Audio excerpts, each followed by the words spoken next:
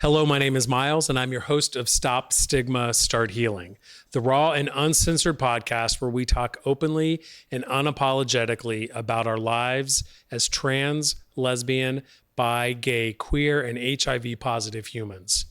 Our goal is to stop the stigma that prevents us from getting the healthcare we deserve. Each episode will feature real people in our community in conversation and storytelling. And my disclaimer is the experiences shared here are valuable and important. They are based on the lives of those in this space and some of you who are listening. Prepare to be educated, shocked, seen, triggered, and informed. No matter your response, keep the conversation going. Start healing. So welcome back to Stop Stigma, Start Healing. I can't even remember the name of the podcast. And for those who listened to season one, all 10 people, we did an episode in the first season called Religion Recovery.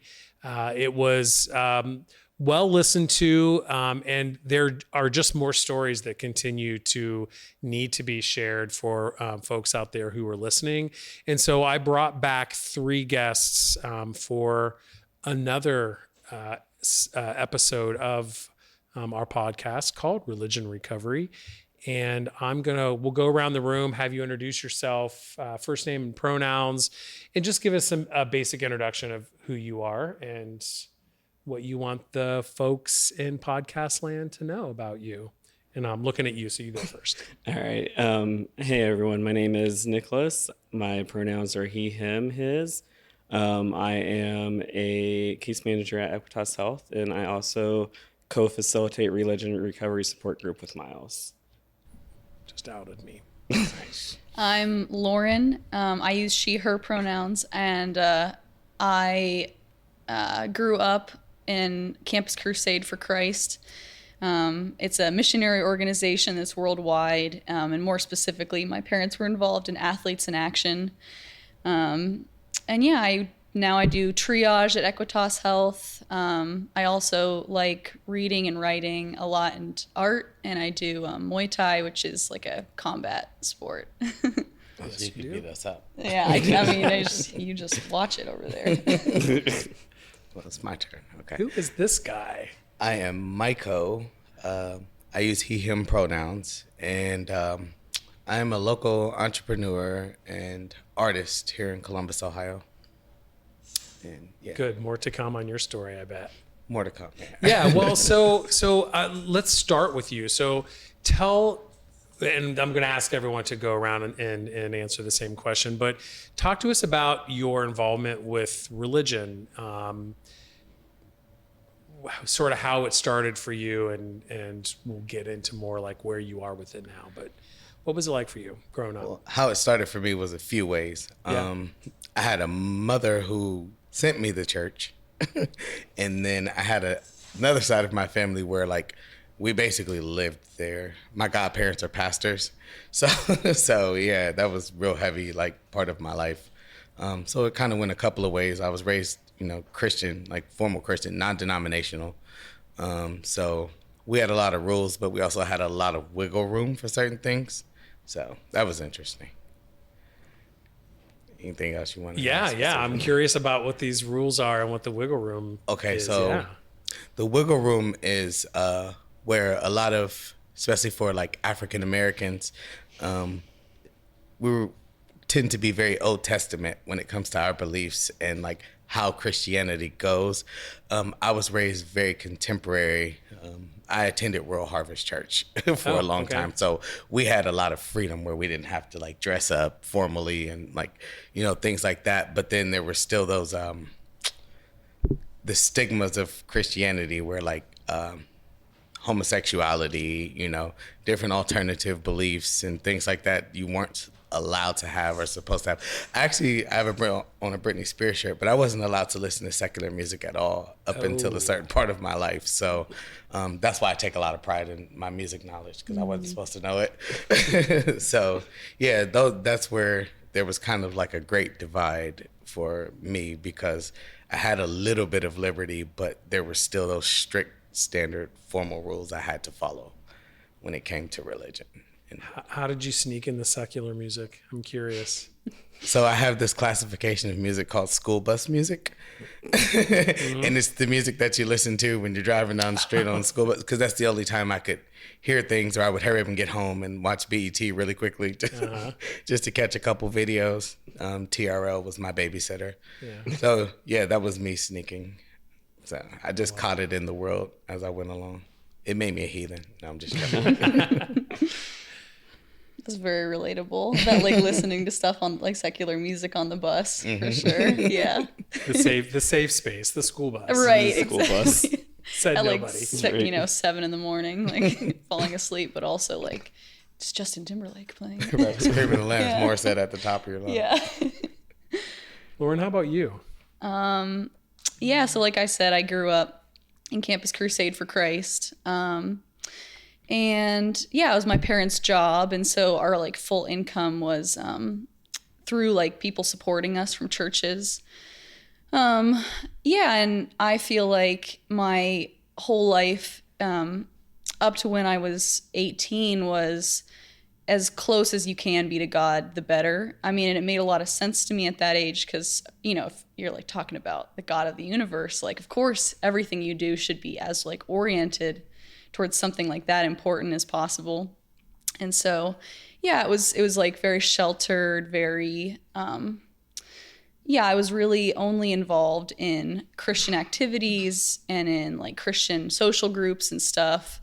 I feel like becoming friends with non-Christians was looked down upon, and I'm sure people would be familiar with the term, like they would call it being unequally yoked, you know, Yes. with like a non-believer. And the thought was if you were too close with somebody and you weren't trying to like witness to them, that it would drag you out of your beliefs. And so, yeah, I think those kinds of relationships were discouraged. So, yeah, I mean, my life was very centered around just increasing faith and going on missions trips. And yeah, that was kind of my whole life, up until, again, I was like in college and I realized there's a wide world out there, you know, that wasn't my family.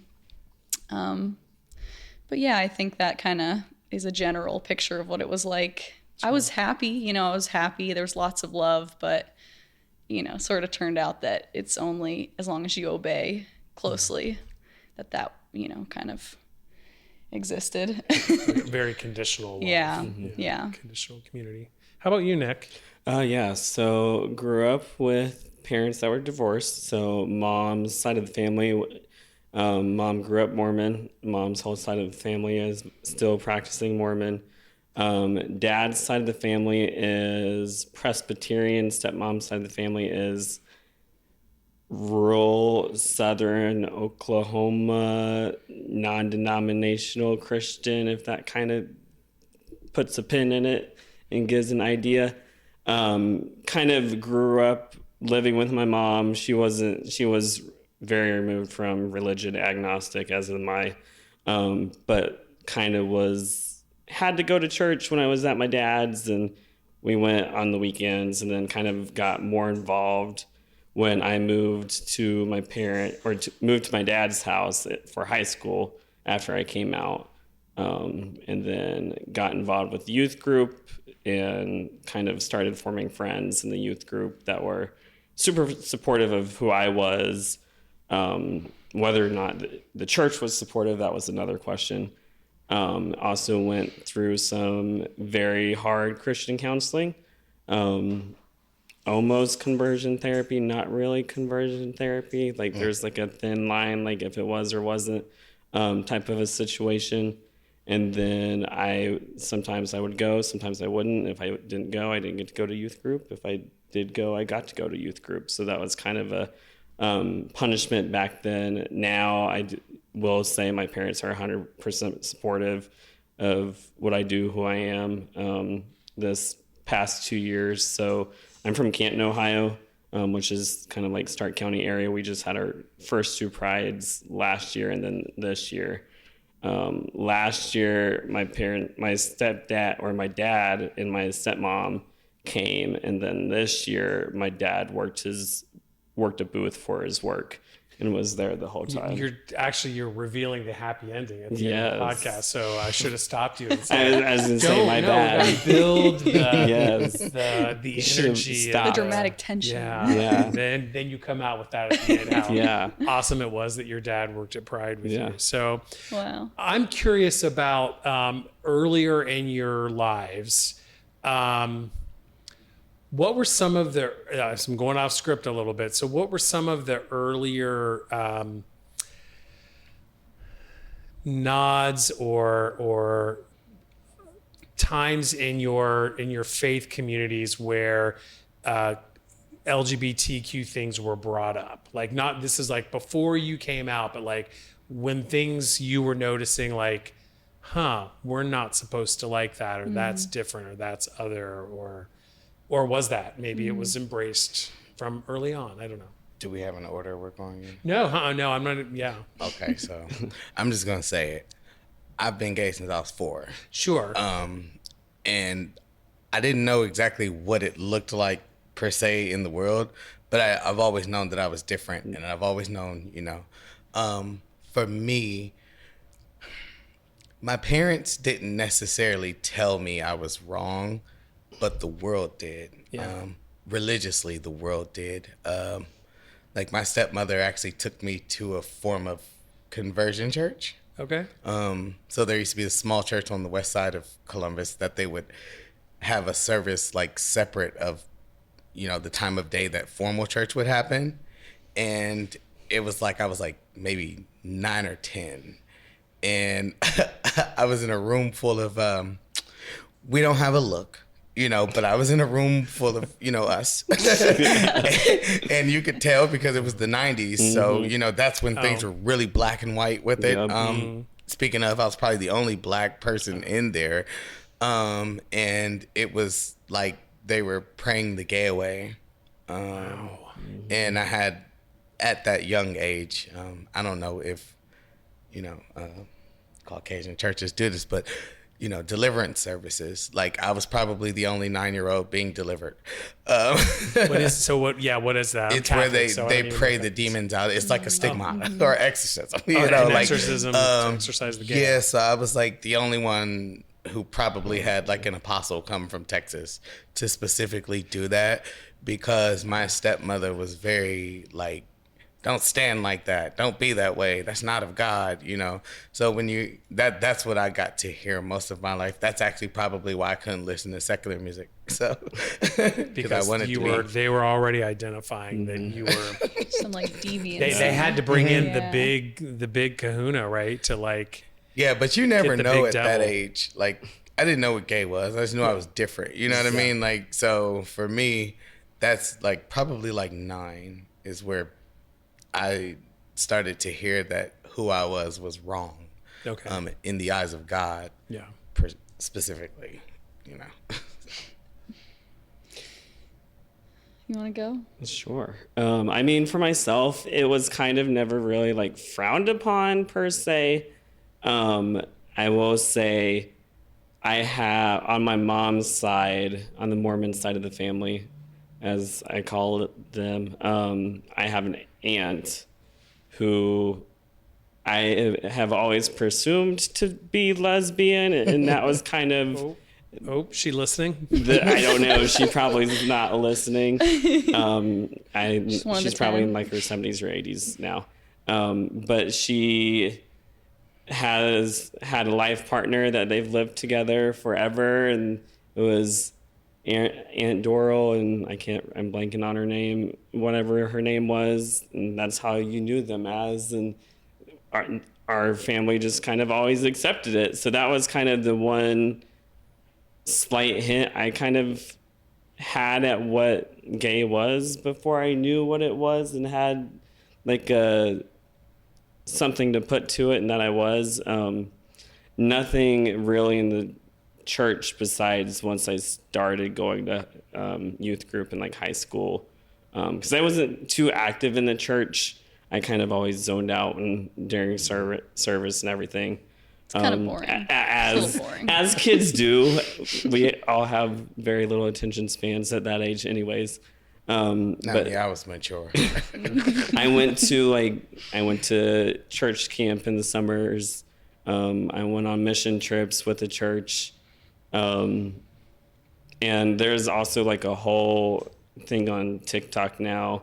I can't remember who I follow, but she talks about the almost like the youth group formula, how they build you up, and then they tear you down and talk about everything that's wrong with you and how it's not okay. Yes. And like there's like a formula to how they build and how they do like their camps and retreats and things like that. So they get you to have these raw emotions and think that there's something wrong with you, and then you try to work with somebody and pray. So what I'm understanding, Nick, is that you're saying that you weren't getting any messages from your faith community until you hit youth group. Yeah. That there was anything wrong. And then once you entered youth group, that's when your parents thought, oh, therapy, or was it the youth group people that were like, therapy is the way for you to go? I think it was kind of a mixture of both. We went to a very big church in high school. I think we had 2 separate youth groups. We had one that met on Tuesdays and Thursdays nights, and one that met on Monday, Wednesday nights, if that says anything, how big our church was. Yes. It's like a mega church. Kind of a mega church, not like a small version of a mega church, if it could be a mega church. It's like a mega church wannabe, but it's not. A micro mega. Yeah. Did it have a micro-mega. coffee shop? Did it have That's It had like a bookstore. Okay. ATM. All right. And Yeah. like a preschool, if that is any. That's pretty big. I mean, that sounds pretty big. It was a big building, but it wasn't like mega church big. Like we have a couple mega churches where I'm from in Stark County that are bigger than the church that I went to in high school, that I had friends that went. But yeah, like youth group, it was fine. And then had first relationship my senior year, then that caused some issues, and that was kind of. You're leading into the next question, so I'm going to stop you there so we can hear from Lauren, and then we're going to talk about when things collided, which I think is what you're heading into. Yeah. I remember distinctly having a crush on this one Sailor Moon character that is she's butch, and there actually is a lesbian couple in Sailor Moon, but in the American dub they make them into cousins, which is also super weird. It makes it look very incestuous. So Wow. I don't know, it's weird that they thought that was a preferable alternative to the actual but I remember like one time my parents were like, we should all watch the like Sailor Moon movie together. And I, at the time, didn't really understand why, but I had like a tantrum, against watching it because if you watch Sailor Moon, like there's a lot of scantily clad women in that. And I feel like I had a reaction against like, they can't see this because there's something about it that I like that I don't know how to identify, or that's like forbidden for me to like enjoy about this or something. And then, there's another distinct memory when I was in maybe 7th grade where I was down in my basement, and I don't even know what prompted this, but I just thought, I like women, and that's not something that I can ever say to anybody or like express. That's like something that just I can't let get out. And so I have those two pretty distinct like feelings of difference. But yeah, I did a pretty good job of like repressing it. It wasn't something I like pursued until again I got to college. And so I knew gay people. We would like talk in hushed tones about so and so's son is gay, and it was always like a tragedy for that family. And so I think that was kind of my reference point to it was like just something that deviants in a family did. You'd hear stories, but I didn't really have any friends that were gay or anything like that. So it was kind of, hard for me to like picture myself as anything like that when that's sort of the only message you're getting, I'll be your gay friend. Oh yeah. Was this the 90s? Yeah. And you mentioned 90s, like No. 2000s, yeah. baby. The 90s was I a rough think- time, man. Well, Yeah. because I'm thinking of some pop culture things that were happening, like RuPaul's Supermodel came out, and that was a huge deal, and Ellen coming out. I on got a network whooping over TV. RuPaul's Supermodel. You did what? I got a whooping over Watching RuPaul's RuPaul's Supermodel. Oh my goodness! Yeah, Man. yeah. So I was like wondering how that might have impacted some of those Yeah. big Pop gay culture, moments in the yeah. 90s where it really started hitting pop culture. We were really like he said, very tuned out of pop culture. We thought like in the world but not of it. You kind of steer clear That's of exactly secular how I culture. was taught. Like, Yeah, you'd because be it's in the world, broken, but not it's of it. sinful. Yeah, that's definitely how I felt. So what was the collision like? When did religion and your identity come to blows? And I'm not looking at anyone to go first or go next. So I'm just looking out into the world. Whoever wants to go first. Since you Okay. started talking about Sure. knowledge. Yeah. So I was very I was very good at being religious and being well behaved. I think I was my whole life, and then got to college and liberal education. Just kidding, but One thing Ohio is good for. it definitely like made me realize that other people believed as fervently as we did in other things.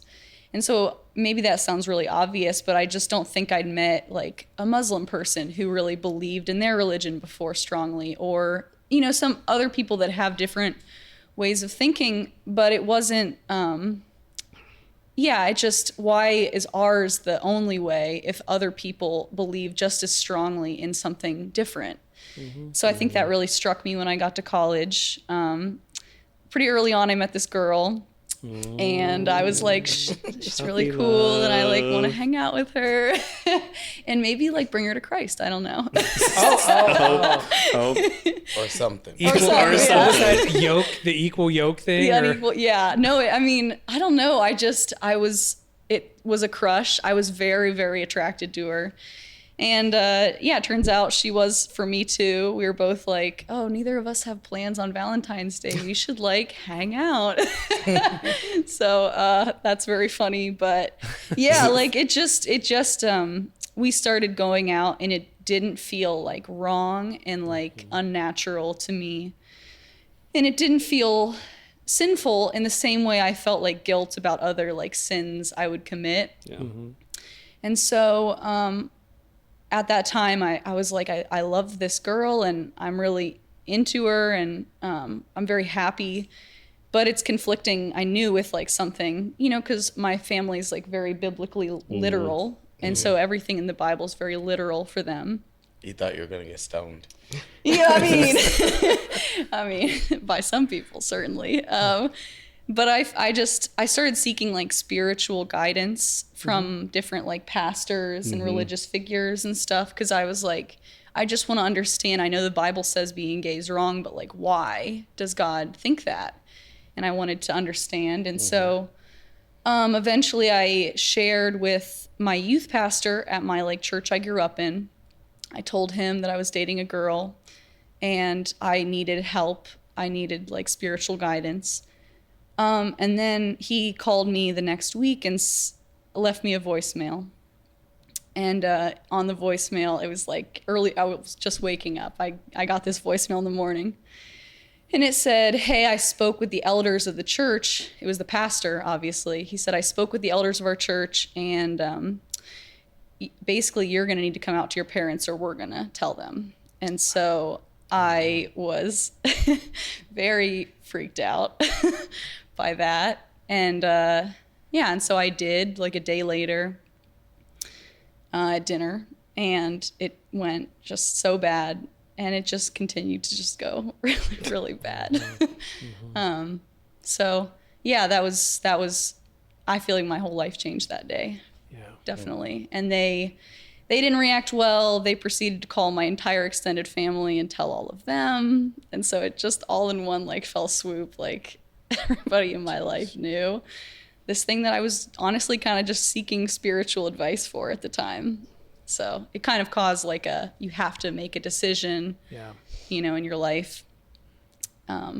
So yeah, I feel like that's kind of the collision point, Yeah. really. That's really big. Yeah. And at that time, I really tried to give it my due diligence because my parents felt very, very betrayed by this, and that I would leave religion so readily, in their opinion.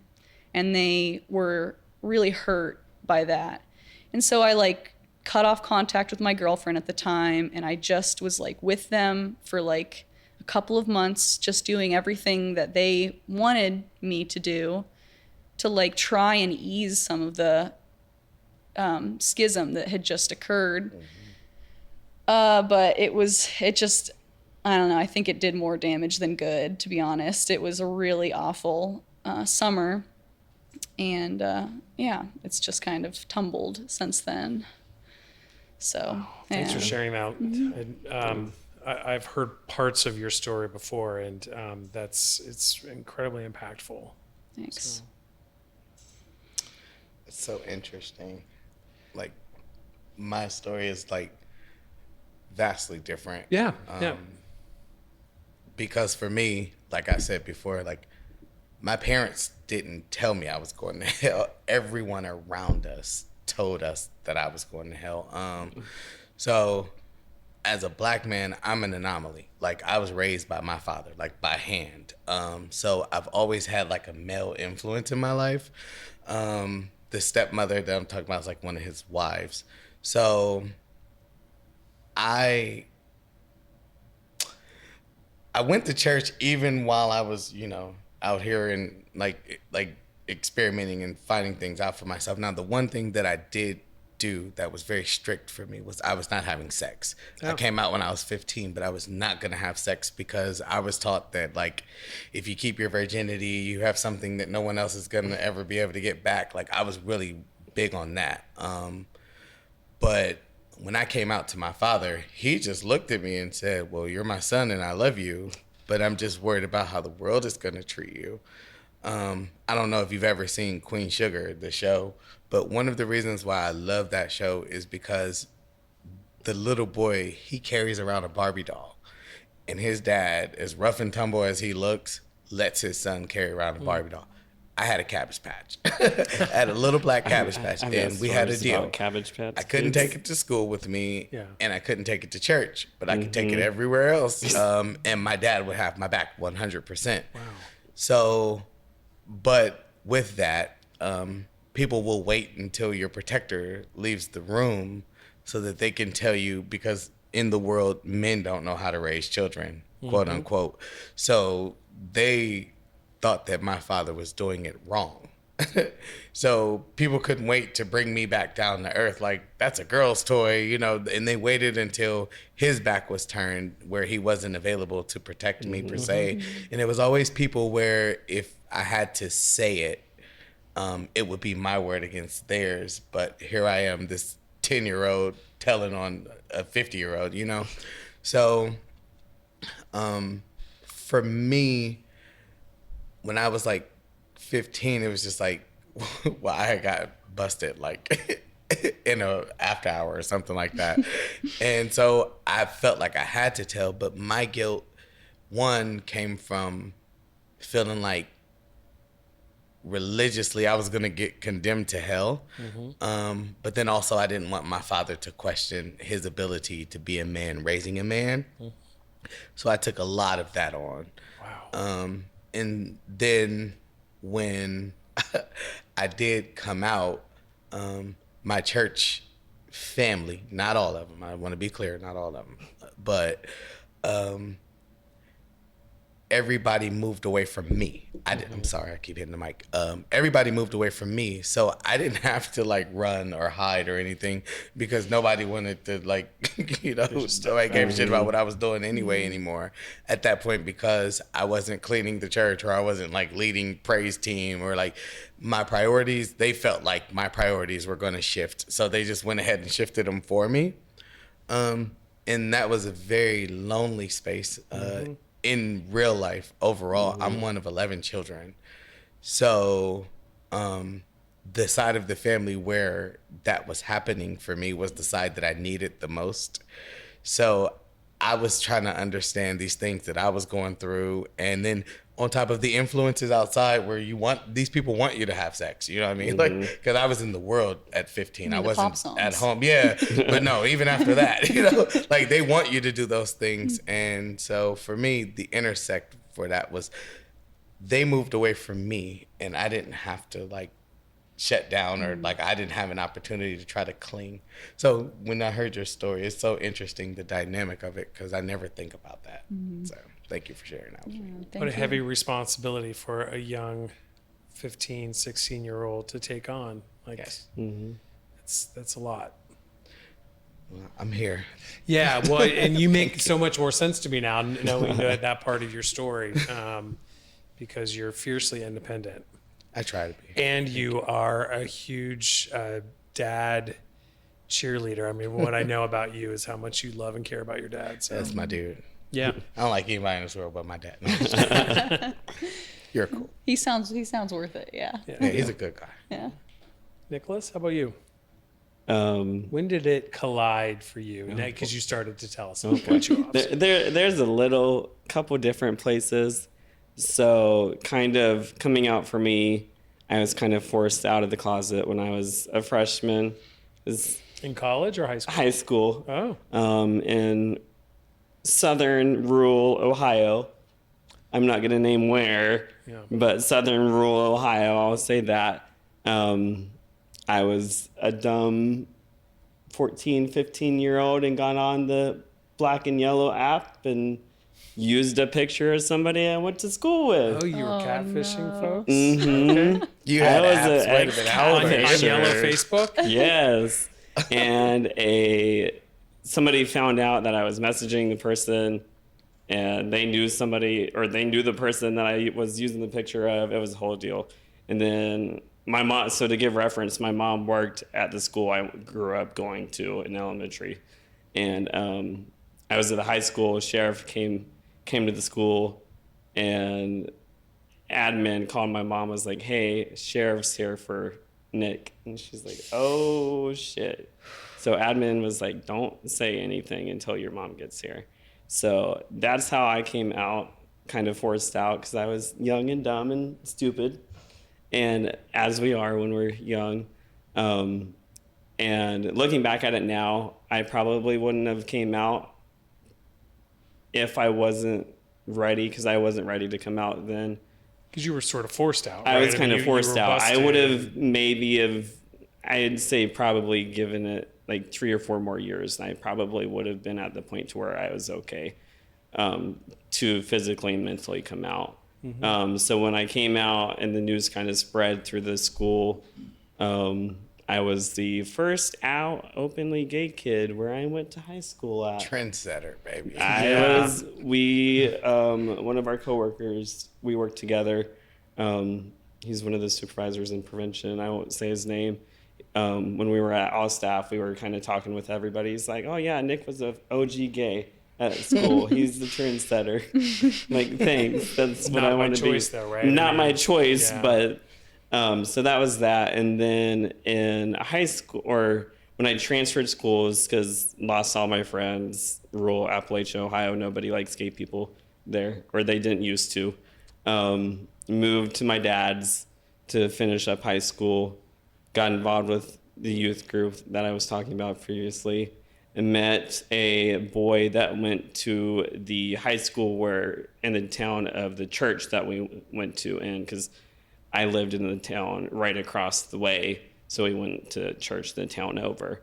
And all my friends went to the school in the town, as I whacked the mic up, went to school in the town over. So that's how I kind of got to meet him. And then he was also coming out. He hadn't came out yet when we started like dating, and his family is Italian Catholic. Like, mom is like first generation Italian Catholic and was removed from the church because she got divorced. Kind of whole situation. They had to change their last name. That's a whole other story. So he came out when we dated. So that caused drama within the church. We had to end so much to where my family decided to leave that church in high school, and I also had to leave that church. So I lost a whole friend group in high school. So I kind of had to finish my senior year in high school without very regularly seeing my core group of friends that I had from youth group. So I kind of had to like make friends, more friends in high school, which I transferred into a high school where my graduating class was 400 people, which for me, coming from a class that's 80 people, that's a lot. That's like a big change for me. That's a and lot. moving there, I was one of only 2 out gay kids in my class, surprisingly at the time. So that was definitely a shock. And then that's kind of when like the worlds collided and everything. And you were talking about in your watching TV in your basement and moment in your basement. I'm of the Glee era, so I was a Glee head, as we used to call ourselves. And so my bedroom was in the basement, and I would sneak watch Glee because my stepmom didn't like it. So if she came downstairs, I'd like put the back flash button on real quick and turn on like, I don't know, like Nickelodeon or something. And that's kind of, once I finally started to see more representation of like myself in like the media, I'm like kind of hit home and like, okay, I am. And I kind of started to learn to accept myself and things like that. That's crazy. The only representation I had of myself wasn't even a representation of myself. It was Pedro from The Real World. Like, that's God. it. Oh my gosh, yes, Like, Real World. For me, that's it. Yeah, like, there yeah. were no openly gay black people. Yeah. And RuPaul, the world was still trying to figure out RuPaul. what So he- RuPaul was. there's such a was. generational gap. You had Yeah, Glee there and is. Jumbo. Yeah. I went because I was curious, like, who on Glee got your fancy? I mean, I kind of identified more with Kurt, but my like crush was crap, what's his name? Puck? Half of them have died. Yeah, that's true. Yeah. Sadly, half of the cast has died. Is that true? It Yeah, is. What A the majority hell? of the cast has died. Oh my god. It's like a curse. of It that show. is. It's like Macbeth. Finn was kind of like Finn my was your crush. That's my hilarious. crush, Yeah. like my first celebrity crush. I Aw. always Who was it? butterflies. Finn.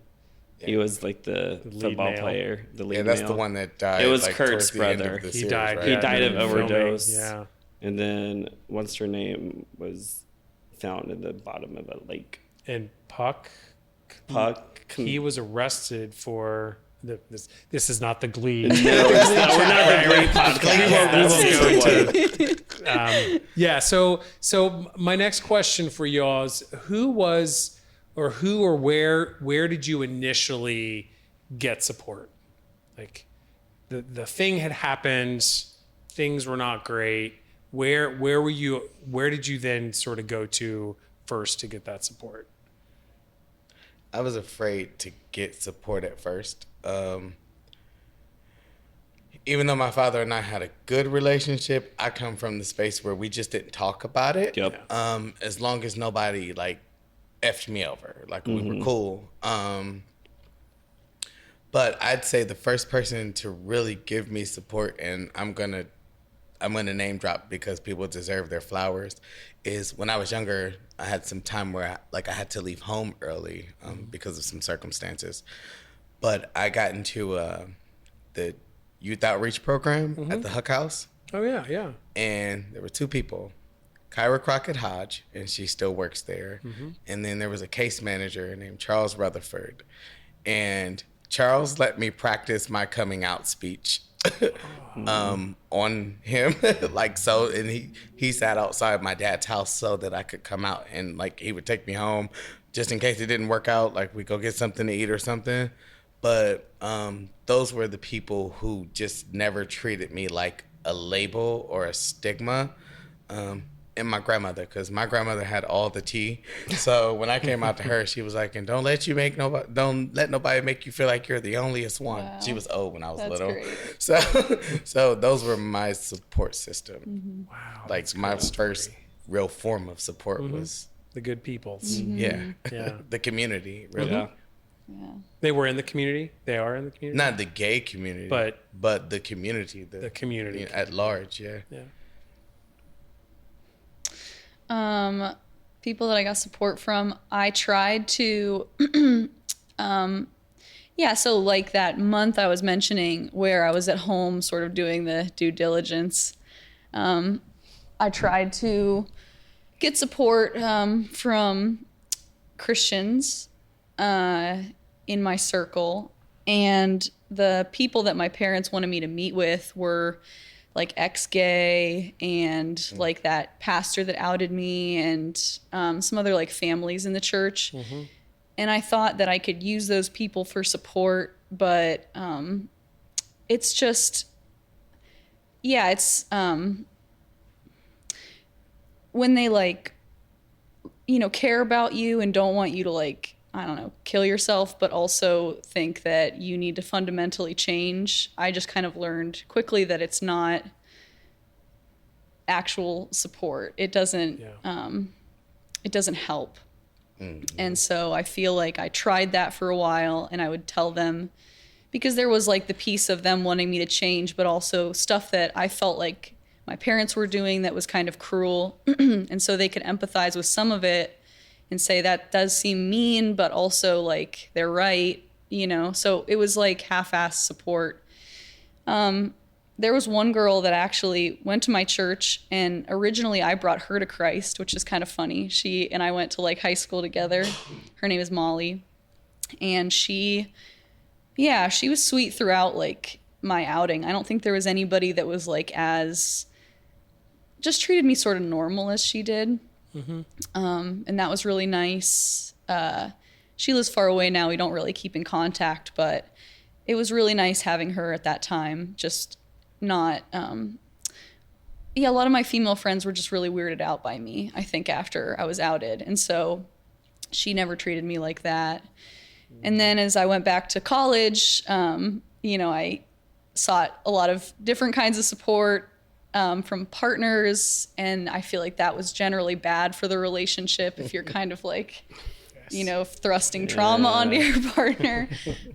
So then, like that partner actually that I mentioned, the first girl that I dated, she told me like, you've got to go to therapy. And so then I started going maybe winter of that year, and that really helped. Yeah, over time it really helped. So good. Yeah. How about you, Nicholas? I'm probably my mom. She was always supportive from day one, even with the whole scandal of being outed and things like that. She was very much supportive. She was, when I was growing up, she was a kindergarten teacher. Now she's a school psychologist. So kind of have like and I'm soon to be a social worker. So we're like kind of on the same wavelength of beliefs there. So she was super supportive. And then later in college, I started to kind of miss that part of church, like that supportive community. So I started trying to church hop again to kind of shop around and see. And mind you, again, I went to college in very rural Southern Ohio. So I went to a couple of churches that we knew people that went there that kind of invited me, that knew I was looking for like a new church home. And I really remember the first one I went to just happened to be their anti-gay sermon. And like 30 minutes in, I'm like, yeah, I'm leaving. I'm like, I'm not coming back. As they say, the Lord works in mysterious ways. And then I found, I forget how I found them, found an Episcopal church where I'm from, which is very supportive. They have priests and deacons that are of the queer community. So I got involved very heavily with that church when I was an undergrad. And then that was kind of a support system that I saw, like, it is okay to be gay and also kind of want something to do with religion. I wasn't really in it for like the religious aspect or like the connection to God. I didn't go for that. I kind of went for the community aspect of it and everything. And so I got involved with them, and we also started doing not like a Bible study, but it was like a theology on tap is what we called it. It was at a little brew pub. Okay, so it's literally at a bar. It's at a bar. The Union Fandangled Christians. father was there. He dressed down, so he just had his collar on and then his street clothes. And then there was a group of us. I pushed it hard on campus and tried to get people from campus to come because we wanted to expand and do outreach in the college campus that I went to. And it was really good for the first year. Then also I had found in college, I had a really amazing mentor. I'm going to name drop her as well. Christina Baker, not Jones anymore. She was she was my English 1105 English teacher. I met my sophomore year, and we connected on like many different levels. And then she became the coordinator for the Women's Gender Equity Center. And so I got to work with her a lot with that. And she kind of helped be very supportive just of who I was, like openly supportive of who I was and me being gay, because I was at that point now to where I was kind of at terms with myself to where I was okay telling people that I was gay. Because I didn't come out to the rest of my family for maybe like a year, like 2 or 3 years after the fact that the whole incident had happened. But she was very super supportive. I still talk to her today. Actually, now they took the position from her from the college with the anti-DEI bill that's coming up through the state. They removed her from that position and switched her into a different position. So it was hard to see and hard to hear because my class fought for her to be in that position, and she was in that position for 8 years and gave so many people the love that she gave me to other people in the queer community, and not just the queer community and the ally as well. Just that loving support and that person that you went to if you had a bad day. Then I also had a couple people in high school too that I went to, my high school English teacher, and then my intervention specialist of all people in high school. They were like the two people I were able to go to when shit was hitting the fan at home. I could just go, and they're actively supportive. Good. So a lot of support, sounds like, along the way. So we are going to take a short break, and we'll be back in a moment. Conversion, excommunication, and abuse are only some of the ways we've been harmed by religion. Find support and connection that helps you heal. Let's talk. Check out the many support groups, including Religion Recovery, at equitashealth.com. Start healing. Welcome back to Stop Stigma, Start Healing. We are in the final moments of Religion Recovery. I'm here with Maiko, Lauren, and Nicholas, and having really great conversation around religion and community and how we have come through that. And we're now kind of moving into, how are you getting your spiritual community needs met now in your life? What's important to you now in terms of where you are? Or is spirituality, religion, not a thing that is important to you? Well, religion isn't so much important to me as much as spirituality is, because I think that without something to believe in, we have nothing, and we pour nothing into the things that we do. Formally, I'm a Nichiren Buddhist. Oh. So I find my spiritual relief is not even a religious thing. It's more of a practice thing. The law of cause and effect, what you put out, you'll get in return. But then also I get a lot of, I find a lot of solace and relief in what I do for my community, because there aren't a lot of gay Black men who are willing to come and meet the people like where they are. I'm not afraid to walk in any room and be entirely myself. I don't hide that. I don't code switch for anybody. And it's important that people get to see that. So I get a lot of joy and find a lot of comfort in knowing that who I am and what I put out into the world actually does make the difference for at least one kid in the world. You know what I mean? Or one person. So that's where my spiritual gain and my spiritual go comes from, just knowing who I am and what I'm doing, and the changes that it will make. So, yeah. Hey, Lauren. I'm not a Christian. And I struggle with Christianity because I think the way I was raised, we look down on every other sect so much that if I was to rejoin it, it would be really difficult mentally to like, I don't know. We were like, oh, those people don't even study the Bible. They don't follow it, as stringently as we do. And so like, they're like less committed or less like legitimately Christian or something. So I think I struggled with that for a while. And then when I realized I was leaving Christianity, I struggled with, well, why does anybody do anything in the world? And why do good things? Why do nice things? Why, I felt like I had to come up with a whole like reason for why I want to do things. And so that has been like an ongoing journey, figuring that out. And I have like tried to study philosophy to sort of get different like worldviews. And I feel like I've come to a place where I feel kind of proud of what I think and feel like I have kind of an ethics of just like sort of generally kindness now. Before, when I was like, why do people even do nice things? I was kind of resentful about that standard that we had, and that just made me unhappy acting like that. And so I feel like more at peace with where I am now.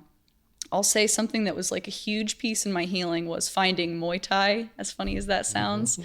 It's like kickboxing for people who don't know what it's like, but it's a community of people in my gym at least, and everybody is working towards a similar goal, and they all are very supportive, and there's just something like beautiful when you're all like working that hard together, especially like the adrenaline and the endorphins and stuff. It feels like really good to be there and be in community with those people.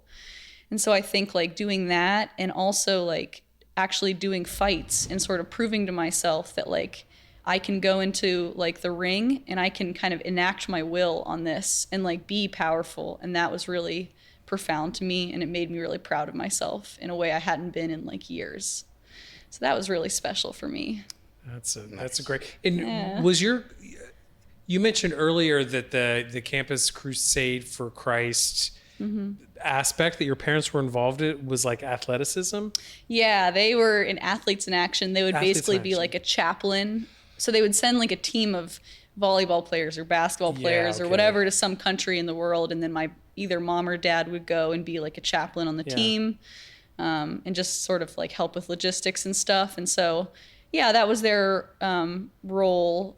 AIA is like it goes all over the world. So, but is that where some of this connection with fitness and body that's a good stuff? question. I definitely remember when I was little praying that I could be tall, because all of the cool people I knew were tall, because I knew a bunch of like athletes. Your prayers were answered. They were, right? For those in podcast land, Lauren has got some height. I've got some height. I'll say I've got some height. I've got some legs. Legs for days.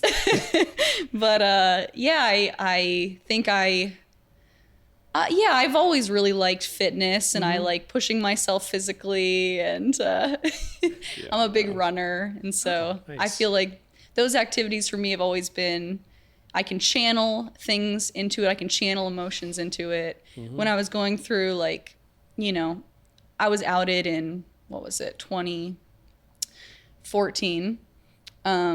yeah, just like running and just getting away and just going a couple of miles by myself, like it just really made all the difference. And it let me like get out angst if I needed to, or something feeling unfair. And just like the feeling of moving forward in a direction was always like, as long as I'm moving, it's going to be okay. So I feel like that really helped, and I can channel a lot into like athleticism.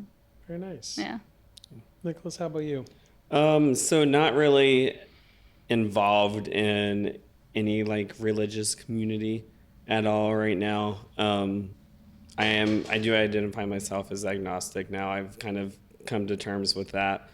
I kind of find that in all like the advocacy work that I do with work, as a social worker, we have like a very strong ethical guideline that we have in our profession. So I've kind of taken that, and those are my own ethics because I see it as a guide to being a good person, basically, is how I see the code of ethics for social work. And that's kind of how it was instilled upon me from one of my undergrad social work professors, really.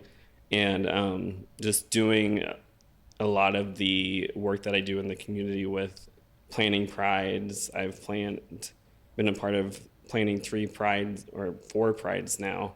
It's awesome. Both two first prides, and also working on a community board to open the first queer community center in the town where I live now.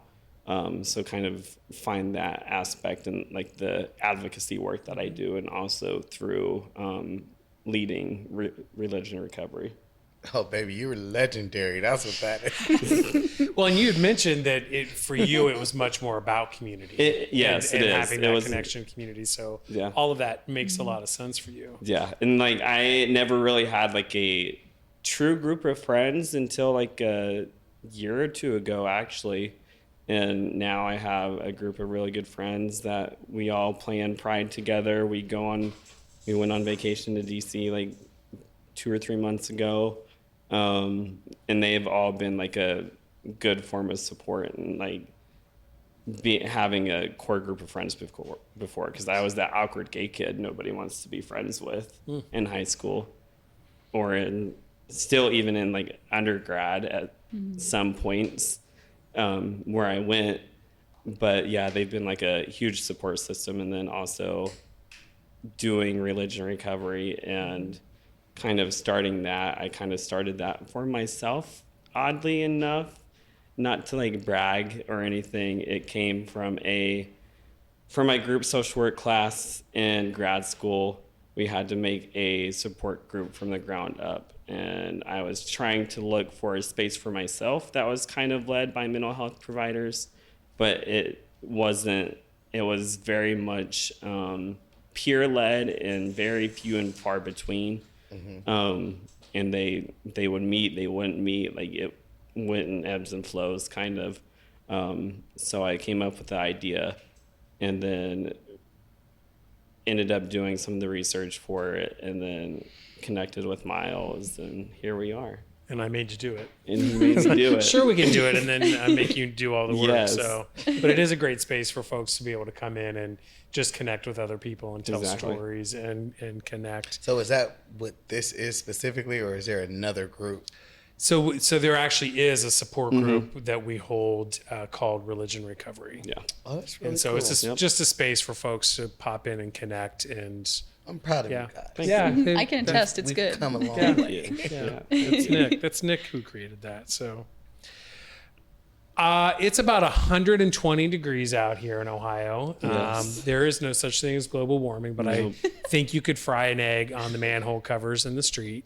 And you all came downtown to record this. I like to make sure that I give guests an opportunity to say the things that were important for you to say before we close the episode. So if there were things that you were like, gosh, I just want to make sure that this part of my story, or that this message gets out to that kid that in Janaden Hutton, Ohio, they hear this message. I just want to make sure that gets out there.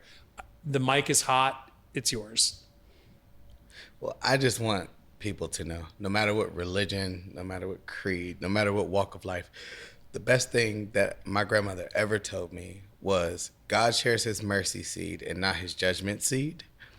And no one has to sit in your seat. No one has to wake up you. No one goes to sleep you.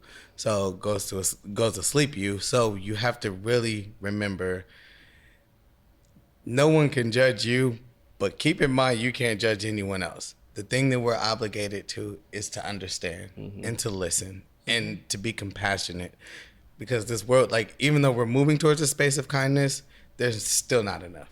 There's still not enough. Are we moving to a space of kindness? I think that was so. a thing. Yeah, okay. But maybe it's because I kind of curated an environment for myself where no matter where I go, and it's what you put out, you get back. But yeah, God shares his mercy seed and not his judgment seed. So across religions, that's true. So I love your grandma's wisdom. How about you, Nick? Yeah. So one thing I will say, kind of final notes, final thoughts, whatever.